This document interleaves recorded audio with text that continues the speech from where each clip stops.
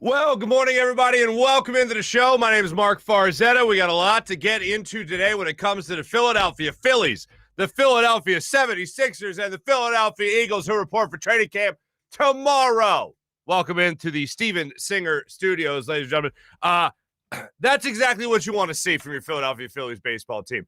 Minus the fact that your starter goes 3 2/3 and blows up in the fourth inning, and then has got not a blister, but a blister that basically popped.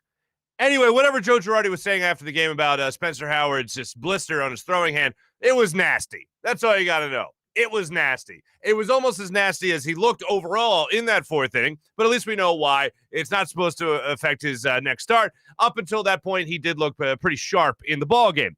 But the Phillies fought back in that baseball game. They fought back in that game. 2 huge 3-run home runs when you needed it, especially in a day where you had the Mets and the Braves playing a doubleheader. And they're splitting that doubleheader. So the Phillies right now, bottom line, after the walk-off win by Andrew McCutchen's 3-run home run in the ninth inning last night, the Phillies are now 3.5 games out of first place. So they pick up a half game on the Mets. And the Braves, once again, they split. In a game a doubleheader that I believe 4 runs were scored in total in both games.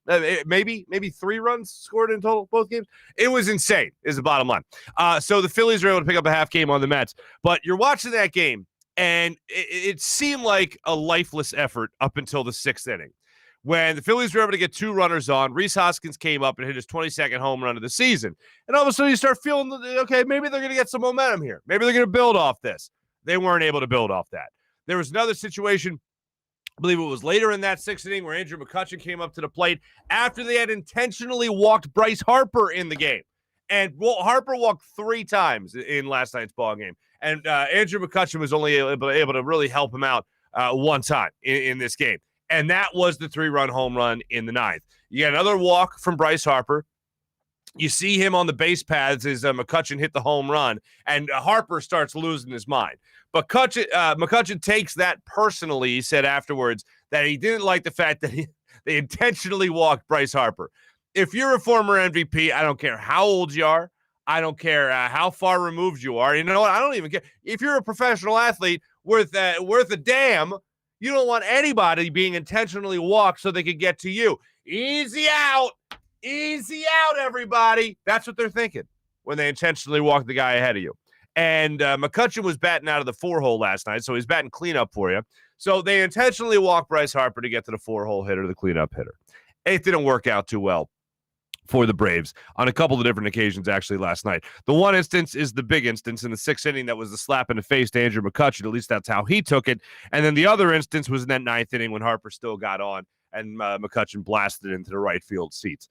That's a game last night that a good team wins. You find a way to win. You say it in every sport about a team that you're not sure exactly whether or not they're mediocre or they're good.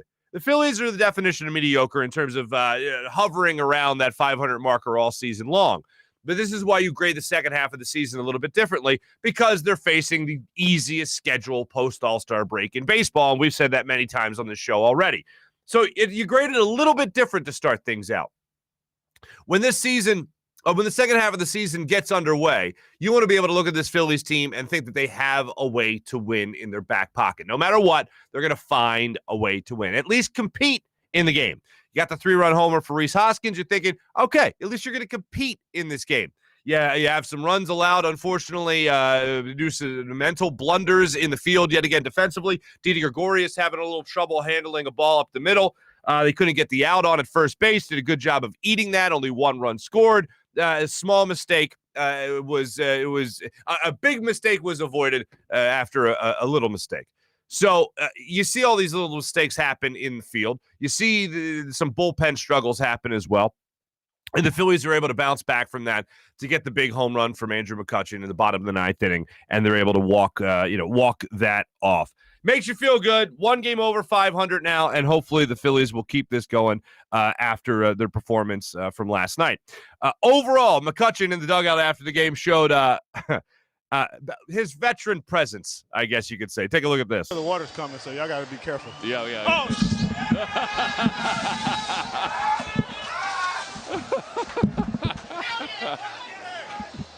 Hey, You know what was good, though? He saved the headset. We do a cold shower now. No cold tank, baby. You saved the headset. We appreciate that. I tried. Yeah, we appreciate that. Running through something. The veteran presence, the presence of mind to take the headset off, which nobody does. The headset's always ruined. Headset's always ruined during the post-game water douse, whatever. And then he also has the presence of mind not to curse. You almost heard it there. No. Didn't curse. He's on with T-Mac and, of course, John Kruk after the game on NBC Sports Philadelphia. And he's just having his fun. And by the way, there was another time he did make him pay for walking Harper in front of him, not intentionally. It was the double he had because he was 2 for 4 last night. So a big night from Kutch, batting out of the cleanup spot for the Phils.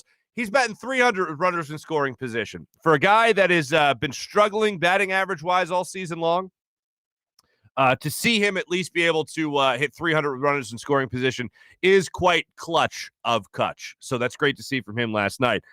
He did go on to say in that post-game interview with T-Mac, who, by the way, has lost 80 pounds, Tom McCarthy. Good for you, T-Mac.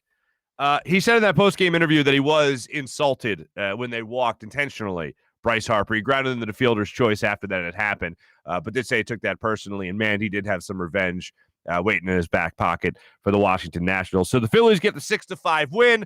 They are now 50-49 on the season. 3 games left in this series, so we'll see how the rest of this shapes up as the series goes on. Again, Phillies are just waiting to see what happens with the Mets, waiting to see what happened with the Braves as well, and we'll see how that series winds out, as they have, I believe, 2 more games left after the doubleheader yesterday. 2 7-inning games, because that's baseball nowadays. So good luck to the Phillies. We'll see what they do again tonight. We'll get back into that a little bit more in our Morning Rush segment. And on this fine Hughes Day, we'll talk to your good friend Hugh Douglas coming up in just a couple of minutes as well. Hugh covers it all. From traveling with a 2-year-old advice to his favorite memory all time in Lehigh. Because here's what we do.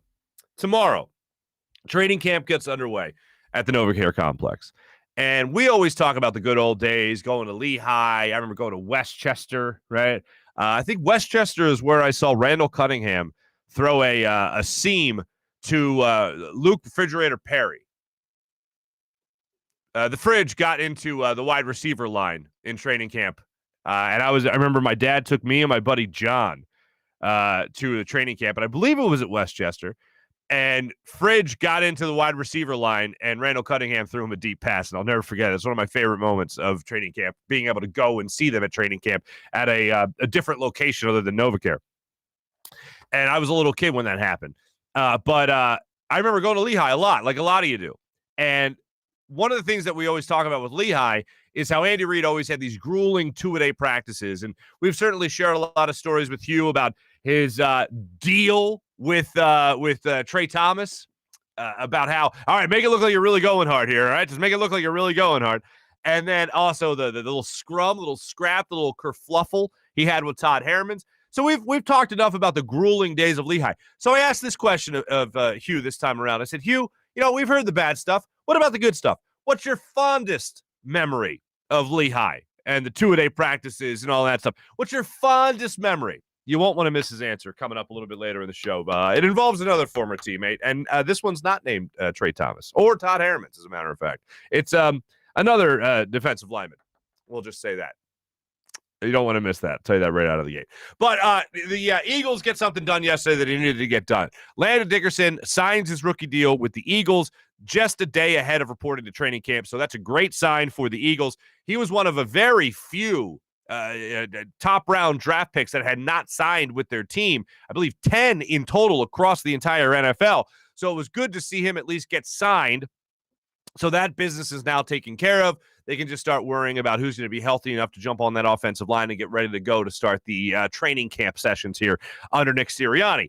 I saw our good friend, Mike Sealski, and for those that don't remember, just this. Dan and everybody in the chat, I am not an animal. Mike wrote a story about how you don't use the word rebuild around the Philadelphia Eagles. And I don't know what you'd call this at this point, because you've brought in Harris, for instance, in your secondary. You've brought in some decent players here. overall rebuild, I know your quarterback's gone in Carson Wentz, and I know you're eyeing another quarterback who is still going through legal issues, and I know a lot of this stuff is more in the civil trial or civil yesterday, Rusty Harden came out and said that they want to settle these things, but they want everything to be public. I saw TMZ report that yesterday. I know he's got his off-the-field issues, and they seem to be continuously be mounting. However, nothing is cooling down between the Eagles and Deshaun Watson. There's no reports that this is cooling down at all. I fully expect at some point Deshaun Watson to be a member of the Philadelphia Eagles. And it seems like nothing is really squashing any of those rumors. And it seems like everyone that's reporting on this is simply saying, oh, it's just a matter of time. Well, Mike Tannenbaum said last week on ESPN that the Philadelphia Eagles and Deshaun Watson and that trade is the worst kept secret in the entire NFL throughout the offseason. It kind of makes you know. And also the Eagles being willing to pay what the Houston Texans are reportedly asking, according to Chris Mortensen, which is a combination of 5 total players and picks. Starting players, starting caliber players, as well as high draft picks. 5. I don't see anybody paying that right now. That's how negotiations work. That's how the conversation will at least start. Can the Eagles pay that? Absolutely, they could pay that. They can pay that. Do I think they will? No, I don't think that's what goes down for Deshaun Watson. I think draft picks, I think maybe a player happens for Deshaun Watson, but I don't think overall they're going to get the 5-piece overhaul for Deshaun Watson, at least not with an exchange of Deshaun Watson and some other picks attached from the Texans, and they don't have any picks to spare at this point. So I think overall you're going to be saying maybe 4, maybe 3, maybe 2 first-rounders, maybe a player, maybe it's Andre Dillard, maybe it's Zach Ertz, maybe that's the real reason they've been holding on to Zach Ertz this entire time. But overall, I do think Deshaun Watson ends up as a Philadelphia Eagle. But if you're talking about bringing in Deshaun Watson, you're not talking about an overall rebuild. You're talking about the other word, and that's retooling. And I know the first person that jumps to mind whenever I hear retooling is Ruben Amaro Jr., because he wouldn't acknowledge whether or not the Phillies were going through a rebuild. He'd always say, oh, it's not so much a rebuild, but a retooling. And that's kind of the pretentious way of saying rebuild. But when it comes to these players right now, I haven't seen an overall overhaul of the roster. It seems like it in some areas, secondary, offensive line, you brought in some depth, especially with draft picks from last year and this year. You've changed your quarterback with Jalen Hurts, at least for now. And either way, I think Jalen Hurts is going to be your starting quarterback week 1. But I think as the season goes on, I think that's where you'll see Deshaun Watson, after most likely a suspension from the league, start to get reps as your quarterback. And it's weird. I can't remember a time I was ever more sure of a trade where it's just been interest, reported interest. But with the way guys that really cover the Adam Schefter, Mike Tannenbaum, with the way guys really talk about this, it's as if it's just about to happen. The minute anything is settled, legally speaking, off the field for Deshaun Watson, it seems like there's going to be a deal in place for him to come to Philadelphia. There was another rumor out there, another report out there that the Patriots were kicking the tires on Deshaun Watson as well. But it seems like the Eagles are the team that would be able to give up the most and pay the heftiest price for Deshaun Watson. But right now, in terms of going back to retooling or rebuilding with the Eagles, it's weird. You bring in the new head coach, and that's probably the biggest, most drastic change you could look at, even more so than quarterback, because at least you walked off the field last year with Jalen Hurts as your starting quarterback. The biggest mystery, the biggest question mark in all of this is how good a coach is Nick Sirianni. And we're going to start to get a little bit of a feel for it when we just start to see him at training camp, when things really start to get real. Right now with OTAs done, minicamp obviously way in the past, and now you're talking about training camp where all the players are going to be there tomorrow to get things underway with Nick Sirianni's first official training camp getting underway as the Eagles head coach. That's the biggest mystery in all of this. Even more so to Jalen Hurts, even more so than what you're going to do with your defensive scheme and all that with Jonathan Gannon. The overall biggest difference is going to be how this team takes on the persona of their head coach, and that seems to be inevitable with every NFL locker room. New coach, rookie coach, old coach taking over a new team, whatever it might be, they always seem to take on the persona of the team, of their head coach. And we'll see if this is a high energy, very enthusiastic team that just loves ball, man, right? Just loves ball, right? Just loves ball. And we'll find out as training camp goes on. This brings me to our Philadelphia 76ers. And I want to make sure I get this gentleman's name right here. Jake Fisher of Bleacher Report goes on Liberty Ballers, and I'll give you the exact quote. I want to make sure I read this properly for you fine people. I'm not going to write this in my story. He wrote a story about Ben Simmons and the Sixers. I'm not going to write this in my story, but I'll tell you guys this, and you guys can do with it what you want. They haven't been able to really get in touch with Ben since the season ended. One more time. Jake Fisher says from Bleacher Report, I'm not going to write this in my, and I quote, I'm not going to write this in my story, but I'll tell you guys this, and you guys can do with it what you will. They haven't really been able to get in touch with Ben since the season ended. End quote. Now, since then, a report has come out from the 76ers saying, that's false. Lies. All lies. I tell you, lies. We were able to get in touch with Ben as recent as his birthday last week. So there. I really don't think wishing somebody a happy birthday is the kind of in touch we're talking about here. At the end of the season, Doc Rivers talked about a plan that they were going to put in place to essentially fix Ben Simmons. Okay. Eagles tried to fix Carson Wentz. Didn't work.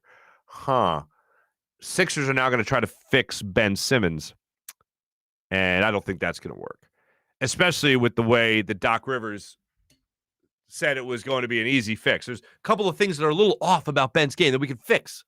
If it was that little and it was that easy and it was just a matter of a little extra work, Doc Rivers had Ben Simmons for a full, 72 games, but for an NBA season, for a playoff run as well, for an NBA offseason also. And I couldn't fix Ben Simmons over that period of time, over that 6, 7 month, 8 month time. Couldn't do it. Couldn't fix Ben. And now in this offseason, he's going to fix Ben. Those little tweaks, those little improvements that he can make to his game. Let me revert back to yesterday's show. Let me revert back to Keith Pompey's story in the Inquirer yesterday, or Daily News. And Keith pointed out that it's inevitable that Ben Simmons gets traded. No communication between both parties, except maybe a happy birthday text in which they might have just got back TX exclamation point. Yeah, I don't really count that as being in touch with Ben. You know what I count as being in touch with Ben? Them working out in the gym together. Them putting Ben through an offseason program. Ben working on that offseason program. Ben checking in with his coaches about what his offseason program is and what he is doing throughout the offseason. That's what I consider to be in touch. Not, hold on, we talked to his birthday. Here's what I will say. If you're Jake Fisher, why wouldn't you put that in your story? Because it's not credible enough? Because you didn't check your facts enough? It's enough to say in an interview with Liberty Ballers. It's not enough to put in your story. That, I think, is fishy. So I take it all with a grain of salt here, but I don't think that comes out of his mouth without there being some smoke to that fire. And it definitely seems like there's smoke to this fire. Considering Ben hasn't had the best reputation. Like, you have Stephen A. Smith, and say what you will about Stephen A. Smith. I don't think he's just throwing darts at the wall here by saying he got a text message about how Ben doesn't want to work, at least not with the team.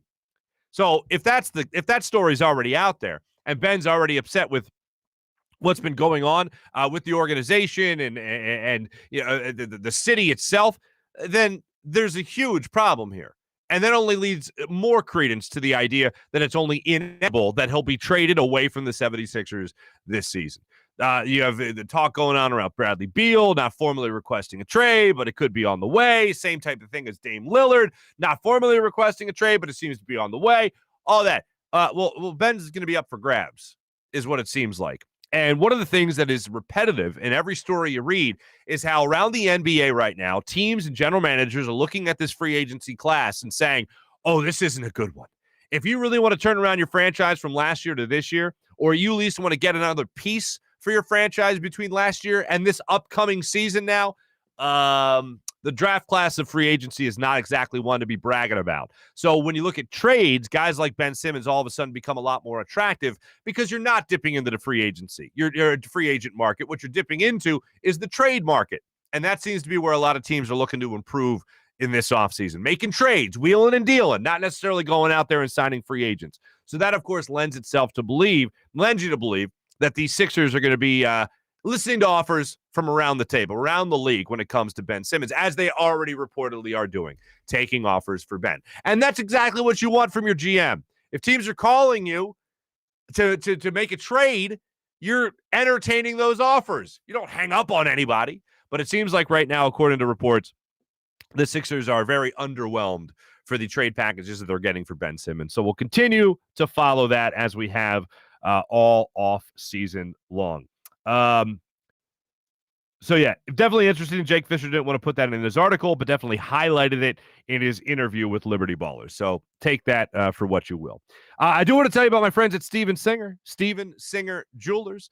Another corner of 8th and Walnut or on IHateStevenSinger.com. That's IHateStevenSinger.com. Do what I do for every big jewelry purchase. Every jewelry purchase, as a matter of fact, I go to Steven Singer Jewelers. You have a real team of experts waiting at the ready to walk you through everything when it comes to their diamond inventory, when it comes to their beautiful jewelry that they have at Steven Singer Jewelers. And one of the best things, no haggling, no pressure, no negotiating, nothing like that. All you got to worry about is the type of diamond you want to buy, the type of jewelry that you want to buy, the engagement ring that you have on your mind. And how about this? They'll even they'll take the extra step, make it even easier for you.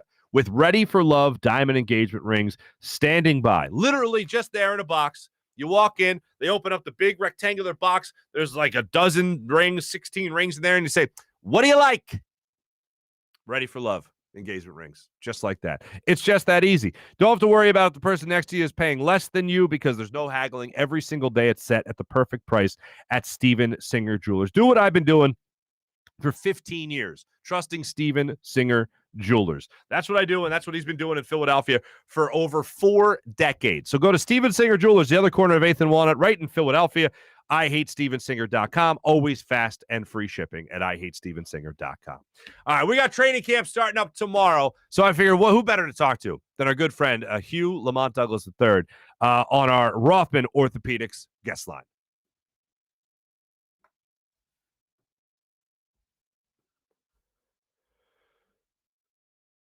Joining us now on the Rothman Orthopaedics guest line, it's Hugh's Day. So who else are we going to talk to other than Hugh Douglas III? What's up, Hugh Douglas? Holla, what's going on, Philadelphia? How's everybody doing? What's going on, Farzy?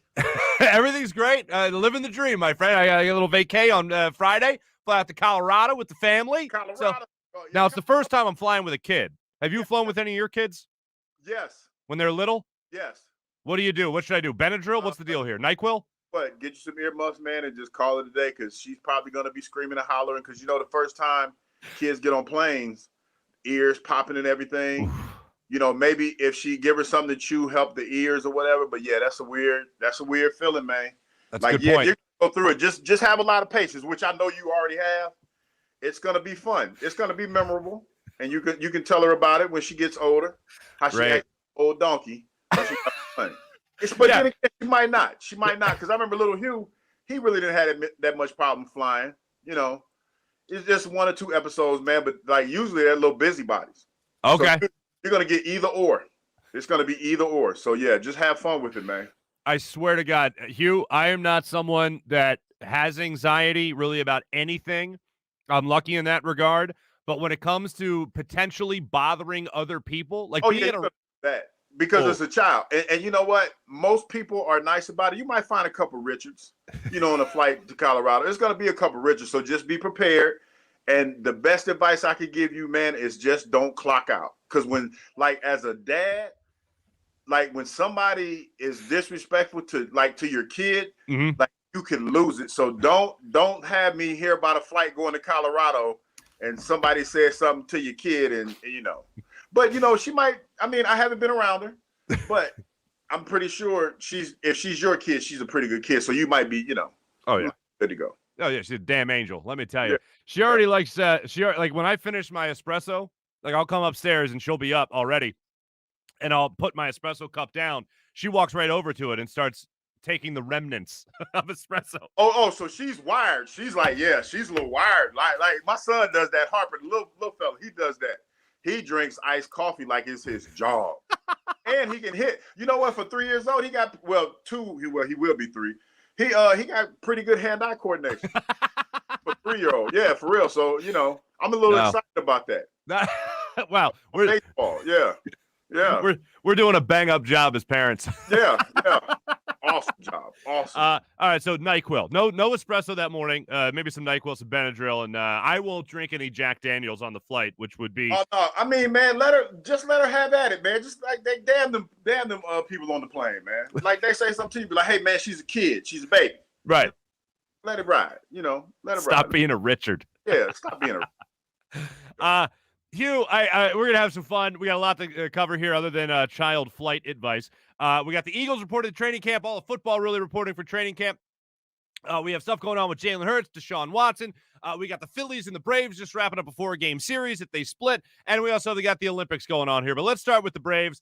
The Phillies fans, I think, after the way Game 3 went with Vince Velasquez. Was that the 15-3 one? No, that was that was Saturday night. Yeah, Game 2. Yeah, my bad. Yeah. That was Game 3. After Vince Velasquez was just terrible at throwing baseballs, which we've come accustomed to, we were happy to get a split here in Philadelphia. What was the reaction in Atlanta to the Phillies and Braves getting the split? Keep hope alive, but they got the Mets coming up. Mm-hmm. So that's the big one right now. They're playing the Mets as a matter of fact, they're going to play now. Yeah. So they're up right now, 2-0. So that's exciting. But this is one of those things where I get, like, with football season being so close, Mark, they need to know what the Braves are going to be. Like, if you lose this series, my partner, John Fricky, basically thinks that the season's over. Now we can transition and focus on football. But, this is a winnable division, bottom line. And, when you got these 3 teams hanging around like they did, and then you have that showing that we had against the Phillies, that people are feeling like they have a shot. I don't know, man. Like, baseball is such a marathon sport because it's not a 16, 17 game season where every game, you'll know by now whether or not you're in it. With this series being the way that it is, well, this division, the NL East being the way that it is, you never know how it's going to play out. You might have an 80-win team that might win the NL. So, yeah. The NL East, right. No, and that has been your prediction, which, my friend, that has been the boldest of predictions I think you've ever made, and it might come true, which is just horrifying. I remember saying it at the beginning of the season, and my producer was like, "Are you kidding me? 80-something games?" And I'm like, man, when they're saying the division was tight, that was my thought. So, that go figure. Me on baseball, go figure. I know a lot of people in Philly are looking forward to the trade deadline, which is coming up on the 30th. So just the time we air this, it's 3 days away. A lot of Phillies fans are looking at Craig Kimbrell. I think people are trying to fish a wish and talking about Chris Bryant.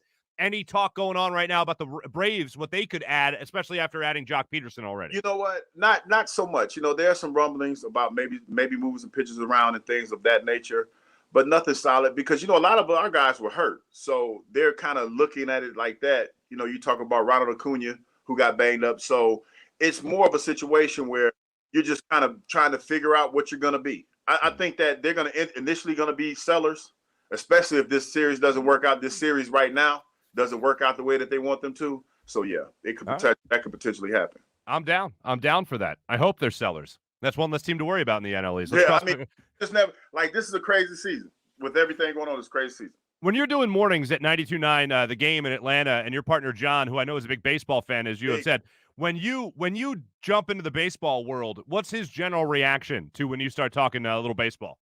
He's very John's a little long-winded, and when I tell you, listen, love my partner, and it's like for me again, baseball's a marathon. I don't live and die with every game. I look at it more as a series. And you talk about the 2-2 split with the Phillies, that's not bad, especially when you look at where you are. Because, you're playing like 3 or 4, sometimes 5 games a night. But John is the type of individual, he lives and dies with everything that is the Atlanta Braves. So most of the time I'll sit there, and when I'm trying to console, because basically that's all it is, I'm just like, there, John Fricky. I'm putting my hand around, if he was around me, I put my hand on his shoulder, like, hey, man, it's going to be okay. We still have a lot of baseball left to play. But it's a cliche. I get that. It's a cliche. Right. But you talk about 162 games, Mark. What are you supposed to say?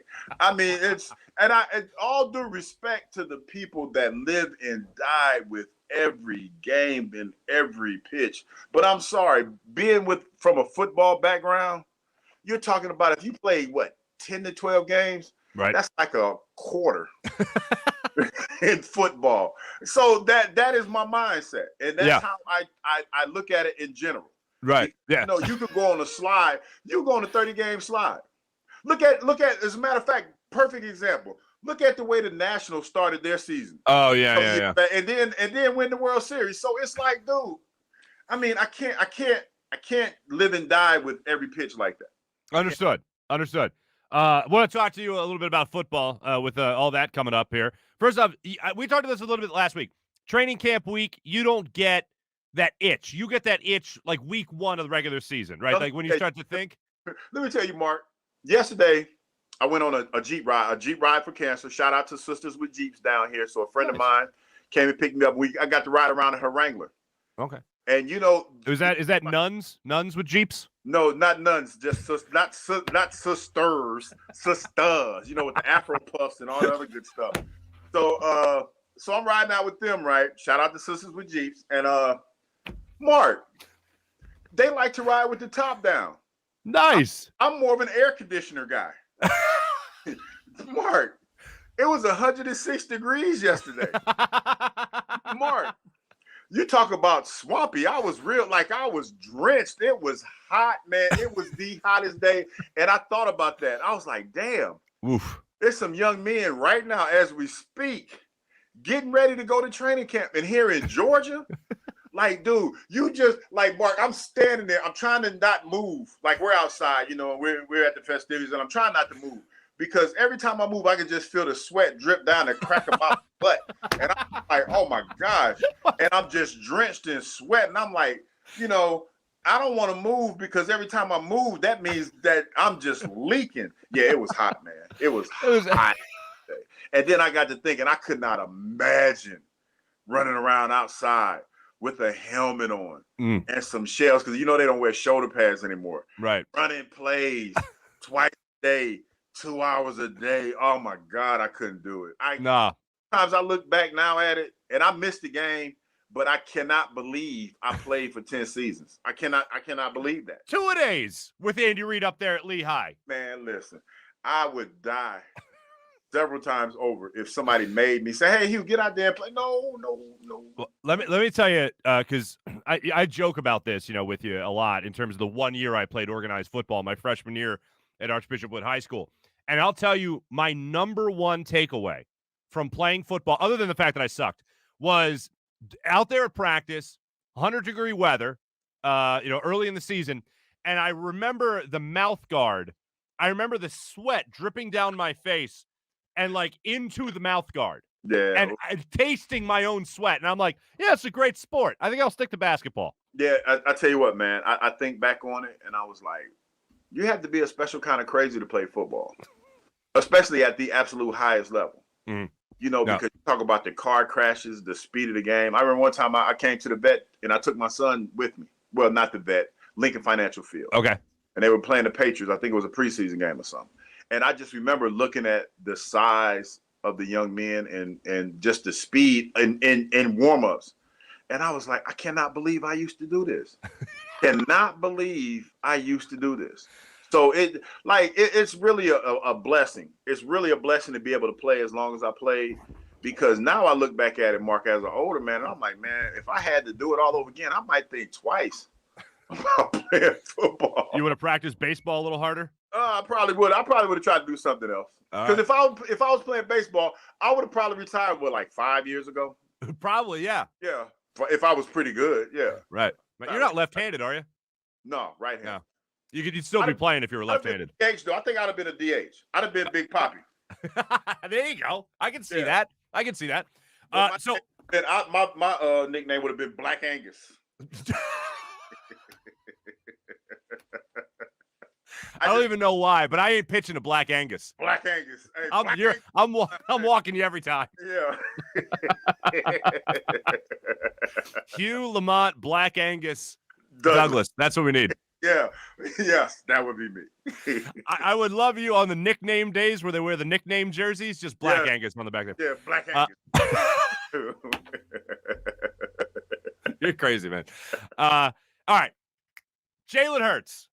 How the hell is he going to be the starting quarterback of this football team with any ounce of confidence when it seems like more so than ever, everyone is concentrating on Deshaun Watson, and it's not a matter of when it's going to or will it happen. It's a matter of when it happens. Yeah. That's what all signs are pointing to right now. How the hell do you block out the loud noises that are being yelled from the media right now about the Eagles and their potential starting quarterback? You just have to be professional, Mark. I mean, that's the only thing you can do. I mean, it's a cutthroat business. And as a football player, you know you come in knowing that somebody's coming to take your job eventually. I mean, that's just the nature of the beast. And you know just as well as I do, the quarterback position is a tough position to play. And Jalen Hurts hasn't had a chance. I know this. But if you have an opportunity to get a quarterback of Deshaun Watson's caliber, why take a chance? I mean, he understands that. I mean, he has to. Just like he was in line to take Carson Wentz's job when Carson left because they drafted him because they felt like he had some potential about him. Now, I don't feel like he's played enough to know what type of quarterback he's going to be just yet. But if you have playoff aspirations and being a pretty good football team in a weak NFC East, you got to have the trigger puller. He has to be a guy who is somewhat proven, especially when you look around the division. The Washington football team, they don't have a quarterback. Who's the Giants quarterback? That'd be Daniel Jones. Oh, yeah, I forgot his name. I mean, he's forgettable. Like right.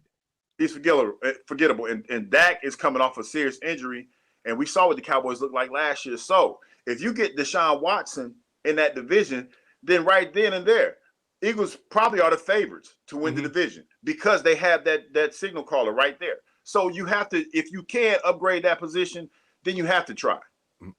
You know Howie Roseman. You guys text each other all the time, fist bumps and high emojis and stuff. High five emojis. Do you think Howie would make that deal when it comes to what Chris Mortensen reported? A combination of 5 assets, starters and high draft picks. Do you think that is what the asking price would be for Deshaun Watson? I think assuming all gets worked out with his off-the-field issues. I think the asking price is going to be high. But, Mark, when was the last time you've ever heard of any team getting exactly what they wanted for? Right. It's negotiating. That's how it starts. Negotiation, but it has to start.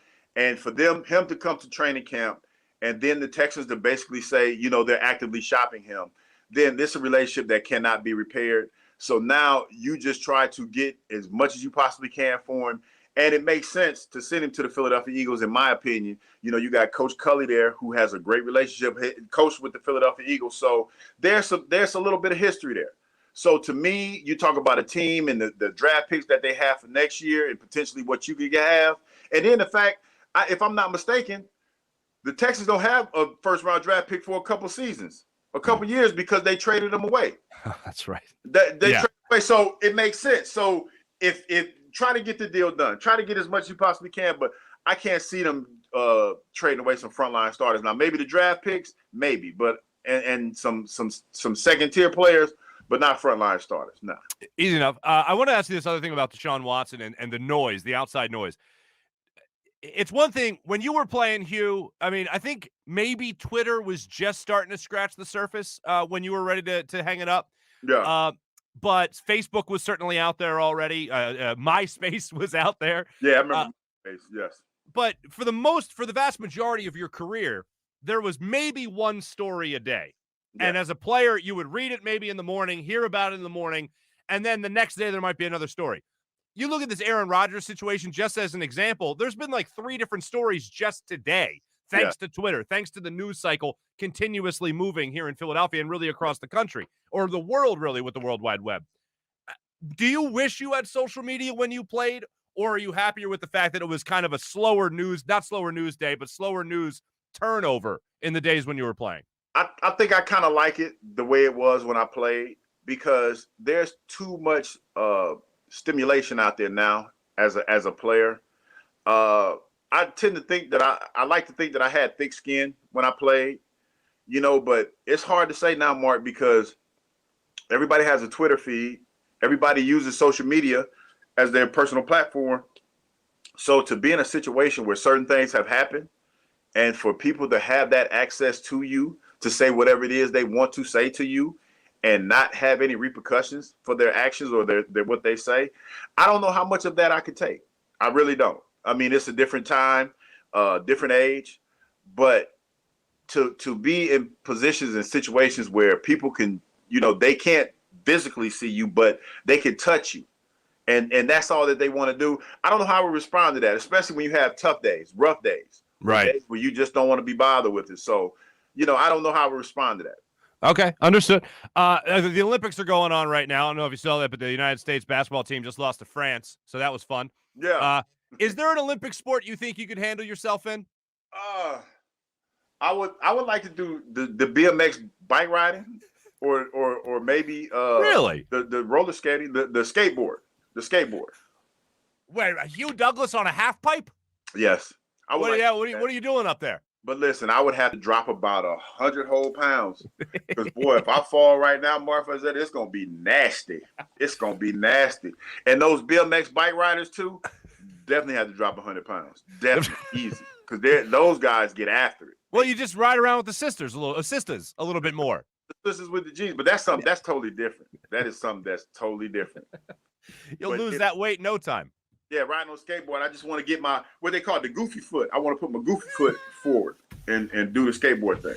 Is that a skateboarding lingo? I don't even know. Yeah, I think that means you're left-footed. You lead with your left foot if you're okay. Goofy foot, I think. Yeah. Okay. That's me. This is me learning. That's all I got. That's all I got for that. That's all I got. This is me learning things. Yes. All right. I have to ask you this. Last thing for you. Your fondest. We heard about, you told us about you and Todd Harriman's going fisticuffs and all that stuff.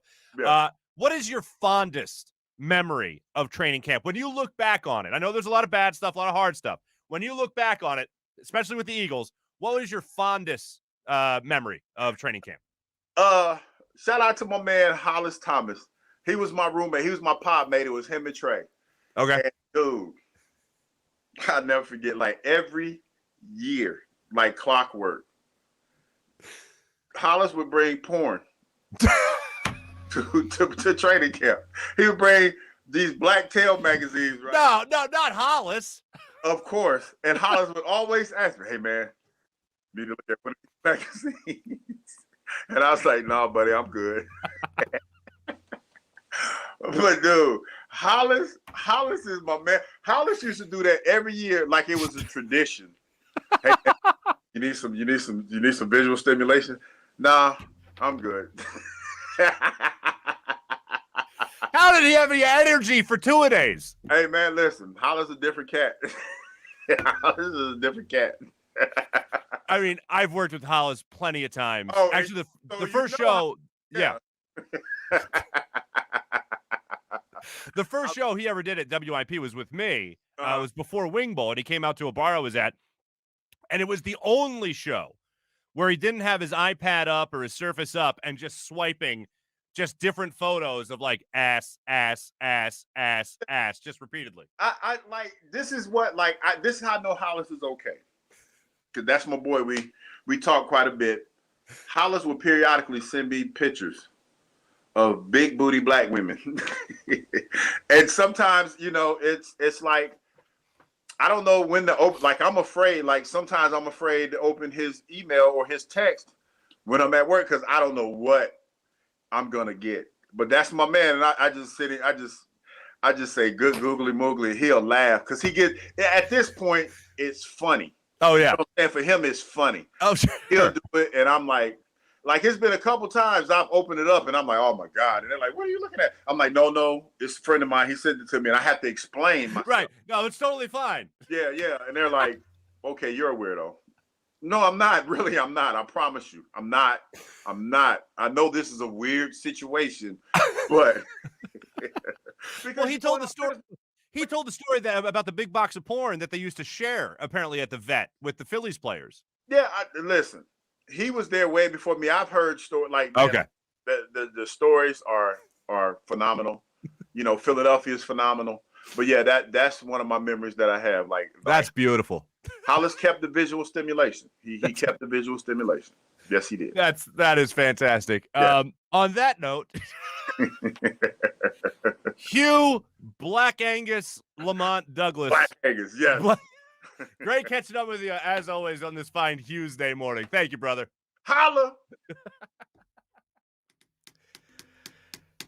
So I'm all about fair and balanced, and I'm all about making sure that I'm not, what's the term? Dry snitching, right? I'm trying to make sure I'm not dry snitching on anybody.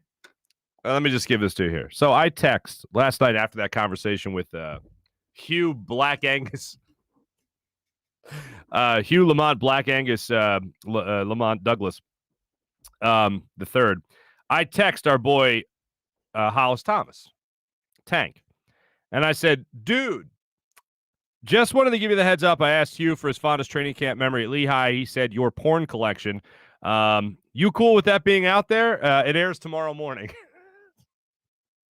His exact response, yes, everyone knows that. Crying face emoji, to which I say, bless you. And then he says, damn Skippy. Two very fun people. Two very, very, very fun people, ladies and gentlemen. My thanks to Hugh joining us there on the Rothman Orthopaedics guest line. And just told us all the good stuff. I do want to see him on a half pipe at some point in his life. I think I need to see that. Before I say it's a wrap of my life, I just got to see Hugh on a half pipe doing the things that the skater people do that I cannot at all do because I have no sense of balance on a skateboard. I tried once. Epic failure. No, thank you. Let me tell you about our good friends at Rothman Orthopaedics and all the great things that they do, ladies and gentlemen. Check out Rothman Orthopaedics. When you have orthopedic issues and you need a physician who eats, sleeps, and breathes orthopedics, you need an exceptionally specialized Rothman Orthopaedics physician. They not only specialize in orthopedics, but each of their physicians only focuses in on one area of the body, which means you can find the confidence that you'll get past the pain and be what you were. Learn more at RothmanOrtho.com. That's RothmanOrtho.com. Rothman Orthopaedics, the official orthopedic partner of your Phillies, Eagles, and Sixers. So make sure you check out RothmanOrtho.com. And also check out Steak and Maine and SteakandMaine.com for a delicious lunch, brunch, dinner, whatever it might be. Steak and Maine in the heart of Northeast Maryland. Whether you like to dine in the more upscale steakhouse or casual bar and patio, you'll enjoy the highest quality of prime meats, fresh seafood, world-class oyster bar, and freshly prepared sushi. All that and an extensive wine list, including their own Cavada Cellars wines. Open every day for lunch, dinner, and Sunday brunch. Steak and Maine in Northeast Maryland voted #1 place for steaks in America by the Travel Channel and the Cooking Channel. Check it out for yourself at steakandmaine.com for more information. Also want to tell you about our friends at FanUp and the FanUp app. So many great things to get in on the FanUp app. Download the FanUp app in the App Store. Use promo code FanUp to get 2,000 bonus points just to get you started. The days of playing fantasy sports alone, they're over with the FanUp app. Get points for yourself. Those 2,000 bonus points when you use promo code FanUp. You can also rise on their leaderboard by entering fun contests and answering questions on the app as well. You can also win gift cards. I know they were giving away golf gift cards. They're giving away Nike gift cards. They're giving away a Peloton, all that stuff. You could get in on the FanUp app right now. Basketball season's now over. We're now full speed ahead when it comes to all things going on in the baseball world, as well as the football season just around the corner. So download the FanUp app in the App Store right now and let the fun begin. FanUp, just be fans. All the stories going on right now across the Philadelphia sports scene. You know where you can follow them? PHLSportsNation.com. That's PHL Sports Nation, Philadelphia Sports Nation, enhancing your Philadelphia sports fan experience. Let's jump into our social media check-in, brought to you by Steak and Maine and SteakandMaine.com. Already, the first comment I see to get just right here. Henry, my son just asked what porn is. Tell him you don't know, but you know when you see it. I believe that's the Supreme Court definition of erotica. Let's check in with some other people here. Dan Schwartz.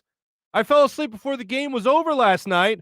Not only did I miss an amazing walk-off, but by Kutch, I also missed the dogs Go over 30,000 sold. Damn you, Sealski. What, did Sealski come over your house and what did he do? Did he put a little Dramamine or whatever? He put a little, what is that? What's the thing you take when you, the melatonin, what is it? Melatonin? Melatonin. Yeah, that. Dan, just because you said it, one more time. Dan and everybody in the chat, I am not an animal. That will never not be funny to me. That will never not be funny to me. Morning, everybody. April's checking in. Good morning, April. Chat, good morning. Oh, that's Mally saying, what's up, chat? Dan, what's up? Jason, good morning, and happy Hughes Day to all. Jason, happy Hughes Day to you as well. Oh, Dan's calling out my raspy voice. I'll tell you, my voice feels 1,000 times better. It was Tuesday last week. Excuse me. It was Hughes Day last week that my voice really started to, like, I felt like something was, like a cold was coming on, that type jazz. And I feel 1,000 times better since I did last Tuesday. I'll tell you that right now. The doctor, I don't know if I told you this yesterday, the doctor told me to do the Flonase type jazz. So I used that, and it was great. Ever since Flonase got involved, it's been a wholly different, totally different story. Who's watching the cough count? Jason wants to know. Have I coughed once? Have I coughed once, Jim? Producer Jim? No, he's shaking his head. No, he's in not one damn time. How about that? Kutch gave a reason to smoke. Can't blame him. April, just thinking that, Mally, we need a cough count in the chat. I thought about using some kind of count on the show.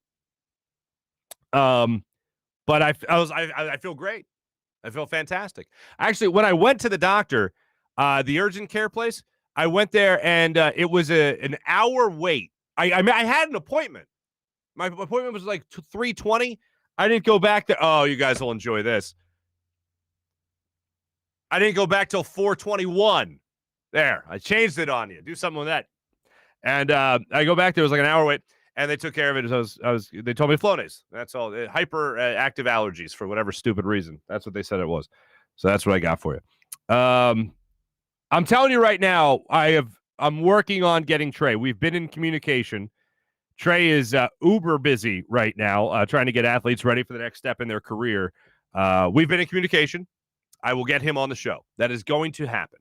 Fear not, people. Fear not. Boo this man. Julian, who are we booing?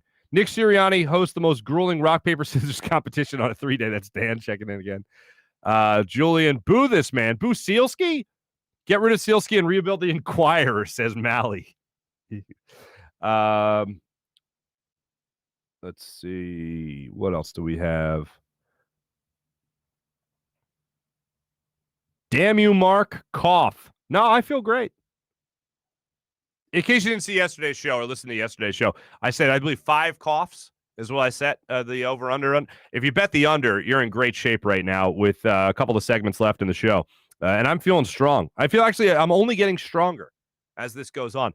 In fact, I feel so strong, shameless plug, I'm going to be on Fox 29 at 7:45 today. So bonus me. I'll be checking in with my friends Mike Jarek and Alex Holly on Fox 29. So you get more of me today at 7:45. So enjoy that.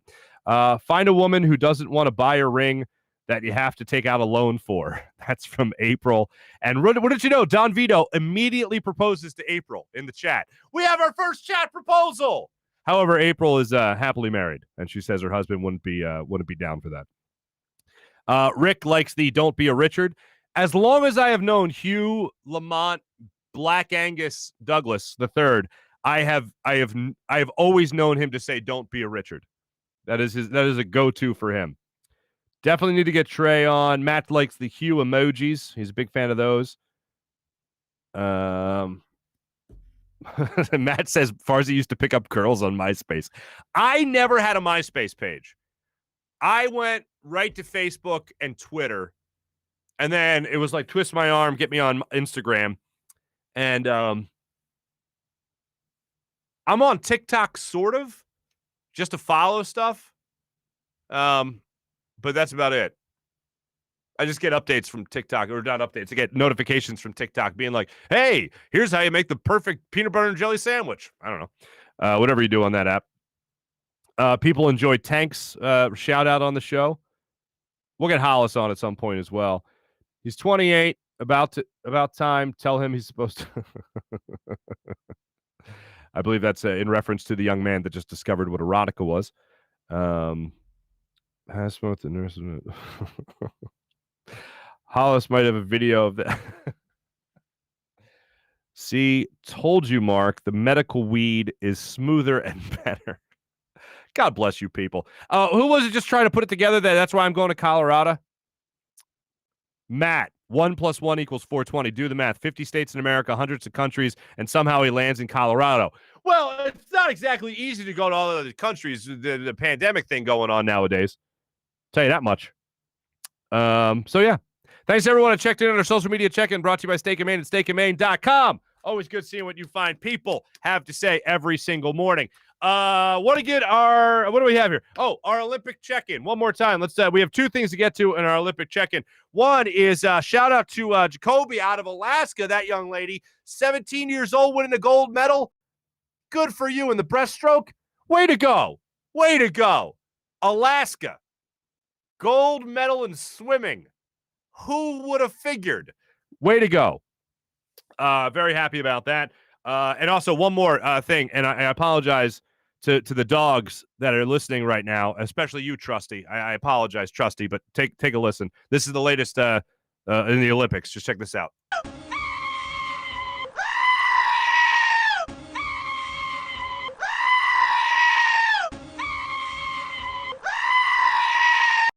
How long are the Olympics? 3 weeks? Is that how long the thing lasts? Yeah. That'll be every day. So let's get used to that one. Phillies today getting underway, 7:05 tonight.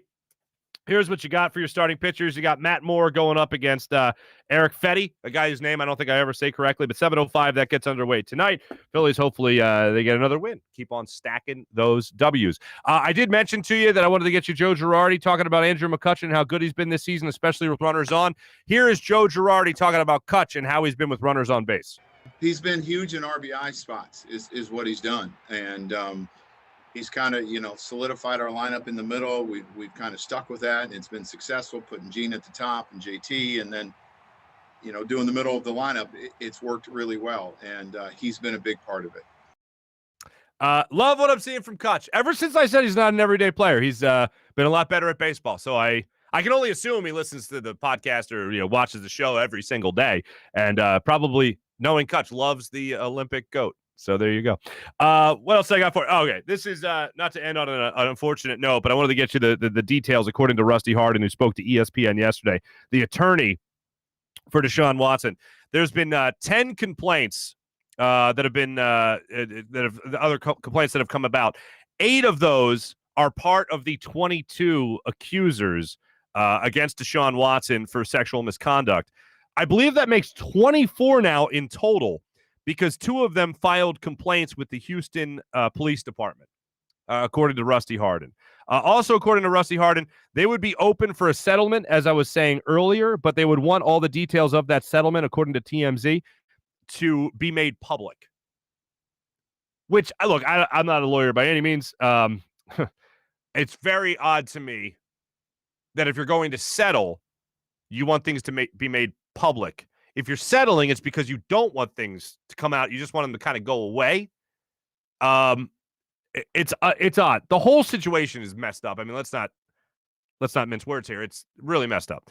But that's the latest with Deshaun Watson. So we'll see as this continues to go on. So we'll continue to follow that, as I said. All right, coming up in a minute. Let's see, 45 minutes. If you guys want more of me, I'll be on Fox 29 coming up at 7:45 today. Thanks for everyone who watched. Thanks for everyone who listened on the podcast. Thanks to everyone who downloads the podcast. Much appreciated. My thanks to Jim Hyden, who produced the program as well. And this is a Buzz Sports and Entertainment production. We'll be back with you guys tomorrow morning, of course, when a new live episode drops at 6 a.m. as it does every day, Monday through Friday. Go ahead and hit subscribe on our YouTube page as well, on Twitch also, and make sure you check us out across all social media platforms. We'll be back with you guys tomorrow. Hopefully talk some more baseball as the trade deadline inches closer and closer. Also, a day ahead of the NBA draft, Thursday. What a week, ladies and gentlemen. You got the trade deadline in baseball, the NBA draft. Then you also have, of course, training camp getting underway tomorrow at the NovaCare Complex. So much to get to. That'll happen tomorrow's show. We'll break it all down for you. Thanks for watching. Thanks for listening. My name is Marc Farzetta here at the Steven Singer Studios. Have a great rest of your day, everybody. Talk to you tomorrow. Take it easy.